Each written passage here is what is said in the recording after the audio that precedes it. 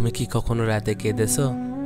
সব দরজা বন্ধ, সবাই ঘুমিয়ে, কেবল তুমি আর তোমার চোখের জল।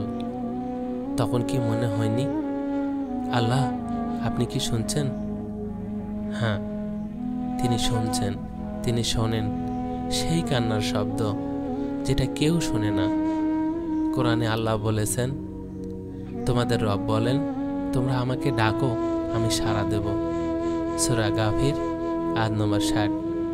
তোমার চোখের অশ্রু ও দোয়া, তোমার নিঃশব্দ কান্নাও জান্নাতের পথে প্রথম ধাপ। তাই আর থেমো না, কেঁদে ফেলো। আল্লাহ অপেক্ষা করছেন, তুমি কবে ফিরবে তওবার সুরে। ভিডিওটি ভালো লাগলে শেয়ার করবেন আপনাদের বন্ধুর কাছে এবং সাবস্ক্রাইব করবেন।